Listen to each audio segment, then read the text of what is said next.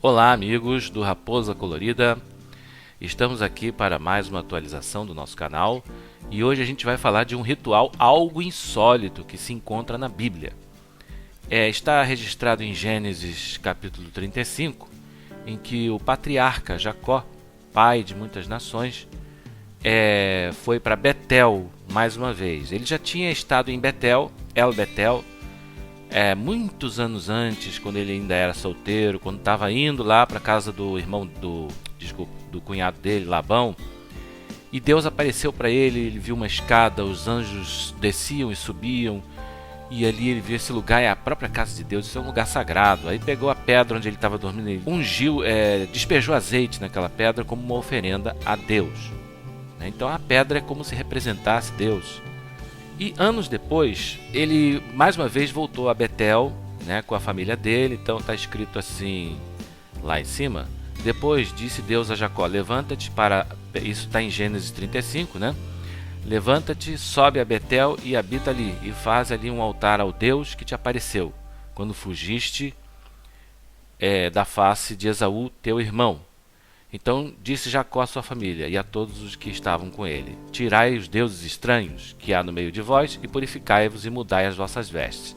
Aí pulando mais um pouquinho, a gente vai ver mais lá na frente, eu te darei a terra, verso 12, e te darei a terra que tenho dado a Abraão e a Isaque, e a tua descendência depois de ti darei a terra.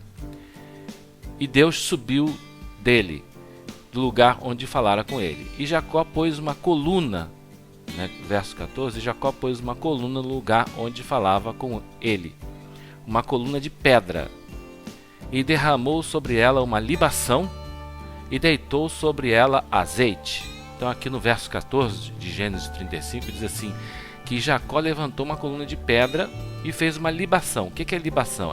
É uma oferenda onde você usa bebidas, geralmente vinho ou água. E outra tradução mesmo chega a citar o nome das bebidas, vinho e água.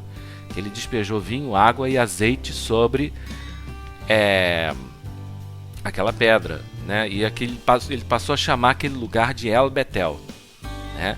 Então, três coisas que saltam aos olhos nesse ritual insólito na Bíblia primeiro, que existem lugares sagrados, e talvez por uma questão da energia daquele lugar, tem alguma razão que faz com que aquele lugar tenha uma conexão com outras dimensões, com outros espíritos, com outras, enfim, que seja até um portal, quem sabe, Então Jacó já tinha visto isso, eu vou ver se eu pego aqui, porque eu não queria que o vídeo ficasse muito longo, mas eu tenho aqui já em outra janela Gênesis 28, em que Jacó fala desse lugar, Betel, E chegou, o verso 11, e chegou em um lugar onde passou a noite, porque já o sol era posto, e tomou uma das pedras daquele lugar, e o pôs por seu travesseiro, deitou-se naquele lugar, e sonhou, e eis uma escada posta na terra, cujo topo tocava nos céus, e eis que os anjos de Deus subiam e desciam por ela. E eis que o Senhor estava em cima dela, e disse, eu sou o Senhor, Deus de Abraão, teu pai. Pulando um pouquinho, a tua descendência e tudo mais, herdará a terra.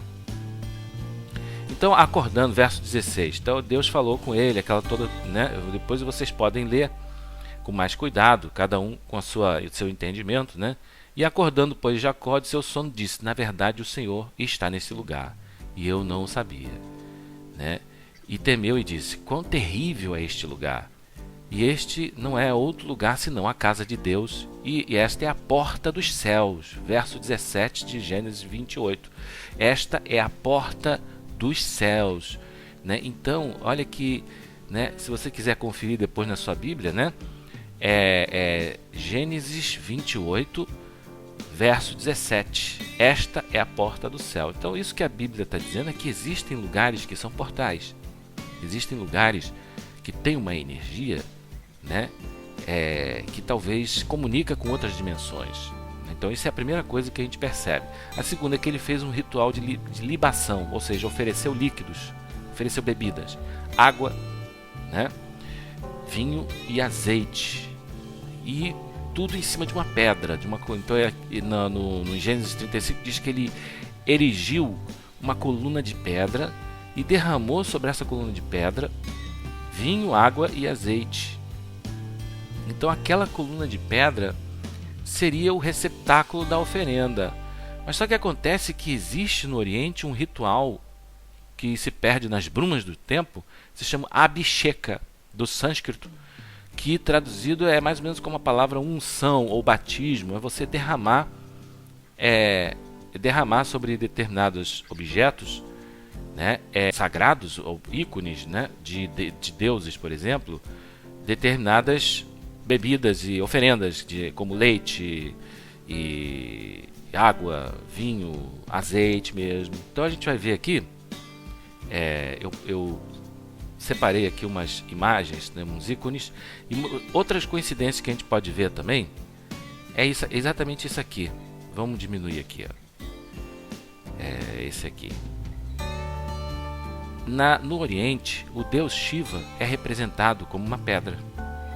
Olha que coisa.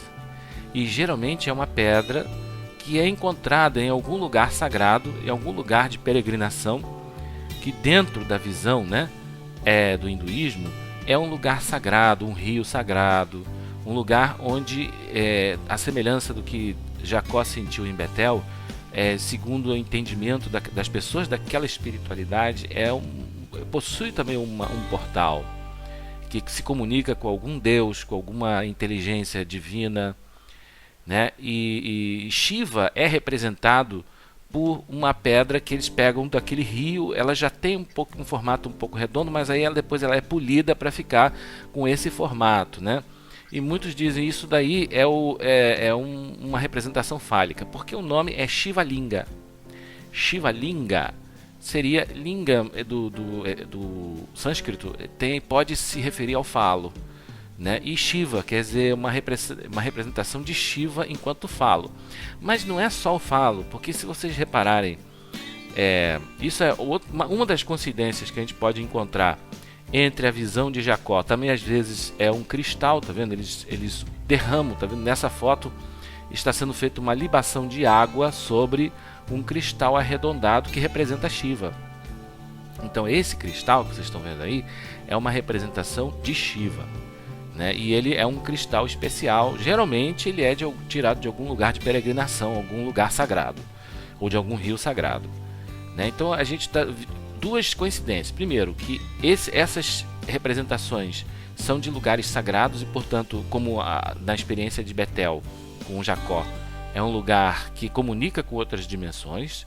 Segundo, a oferenda é feita sobre uma pedra, e Jacó fez esse ritual exatamente sobre uma pedra, né? E aqui a gente tem mais algumas representações do Shivalinga. E muitos falam que isso é um símbolo sagrado, que ele tem relação com as colunas do céu, com um antigo ritual que é mencionado nos Vedas, né? Mas esse formato oval do Shivalinga, ele não é apenas fálico, porque ele representa os dois, a ligação do masculino e do feminino. Enquanto que esse formato alongado pode ter uma representação fálica, mas por ele ser oval, ele tem uma ligação também com a forma do ovo, que é feminino, do óvulo ou do útero, né? Então, na verdade, ele tem as duas representações aí. Em sânscrito, o órgão da geração masculino é lingam, né? E o órgão da geração feminina é o ioni. Em alguns momentos, o Shivalinga, né, ele está ligado ao seu ioni, como nessa foto, por exemplo, né? Vocês estão vendo aí a pedra, né, que está num receptáculo de mármore, que representa o órgão sexual feminino, e vocês estão vendo a forma de uma serpente também, porque o deus Shiva, ele é representado com uma serpente que representa o tempo, representa a regeneração, representa uma série de mistérios, né?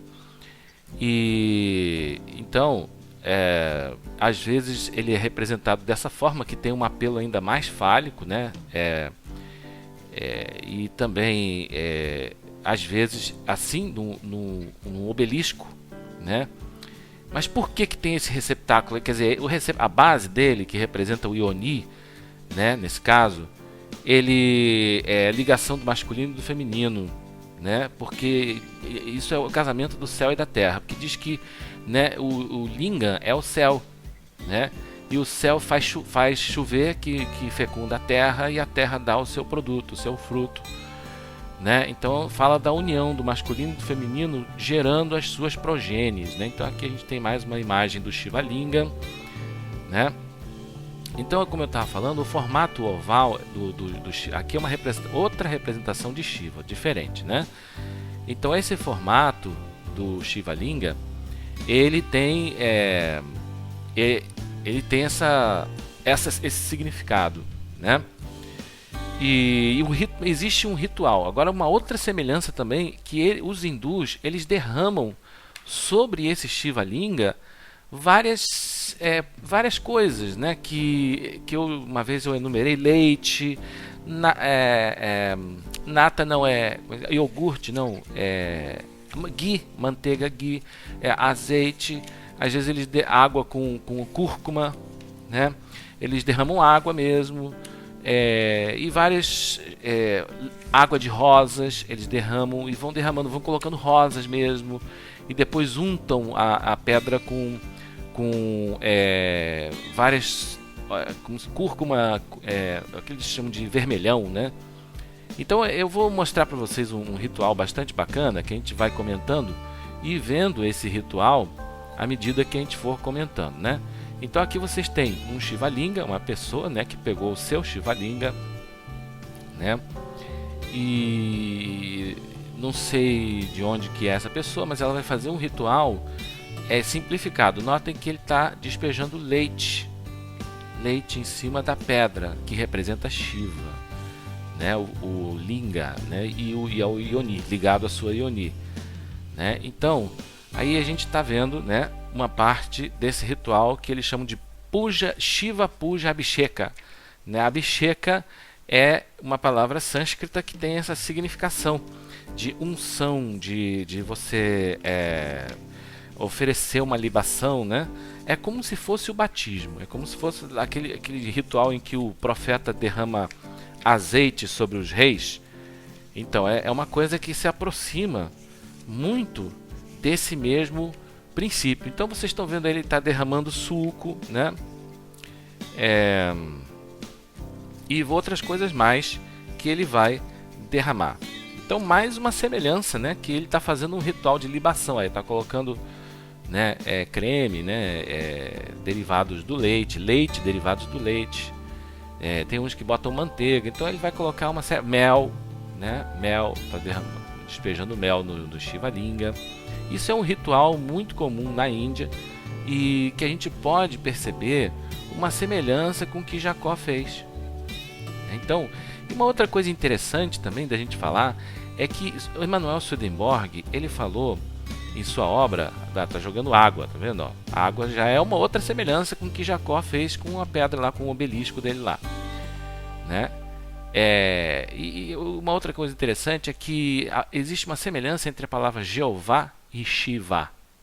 Jeová, Shiva. Jeová, o Deus das escrituras sagradas cristãs e judaico-cristãs, e Jeová, né? E Shiva, quer dizer, a representação divina na Índia, né? Existe uma semelhança muito grande. Aí ele terminou o ritual, tá vendo?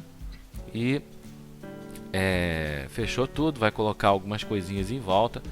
E porque Emanuel Swedenborg, ele já tinha, aí vai fazer uma oferenda de fogo, né, que chama de aret, vai tocar um sininho, na outra mão ele está tocando um sininho, né?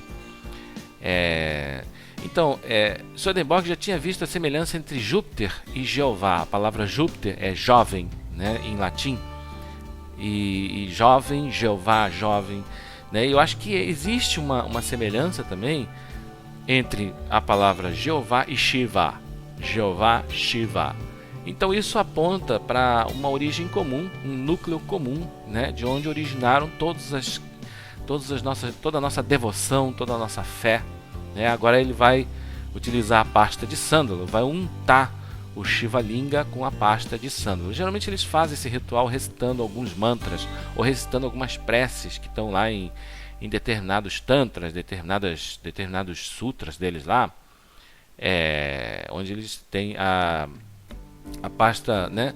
E se não me engano, eu não sei se é uma pasta, não me lembro muito bem de que é feito isso daí, tá, gente? Turmeric, eu não sei se é pasta de sândalo, não, pasta de sândalo foi antes, desculpa. Então, é isso daí, gente. As semelhanças são muitas, eu acho que tudo vem de uma mesma origem, de um núcleo comum da humanidade, colocou o japamala dele em volta, né? E ungiu também o Shivalinga. Então é isso, e terminou o ritual, né? Então aí a gente vê, né, Shiva Abhisheka Puja, né? Então é muito interessante a gente ver essas semelhanças, né? Porque isso mostra que na verdade as coisas não são inventadas ao acaso, mas todas as religiões elas possuem verdades, devem ser respeitadas. Você vê que isso poderia ser considerado uma coisa escandalosa para um evangélico ou para um judeu, e está na Bíblia. Jacó fez a mesma coisa. Então, essas semelhanças entre as religiões que apontam para uma sabedoria perene, para um núcleo comum, né? Um núcleo mínimo comum que é originário do mesmo tronco da humanidade, que nós somos todos um, né? Não existe a separatividade. Então, isso deveria nos fazer respeitar muito mais a religião e a fé de cada um.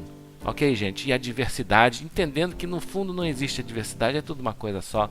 Todos nós queremos a mesma coisa. Né, gente? Então espero que tenham curtido o nosso vídeo e até a próxima, se Deus assim o permitir. Muito obrigado. Se gostou, não esquece de dar um joinha no nosso vídeo, ok? E compartilhar também nas redes sociais, no YouTube, no Twitter, no Facebook, no Google+, ok, gente? Então até o próximo vídeo, se assim Deus permitir.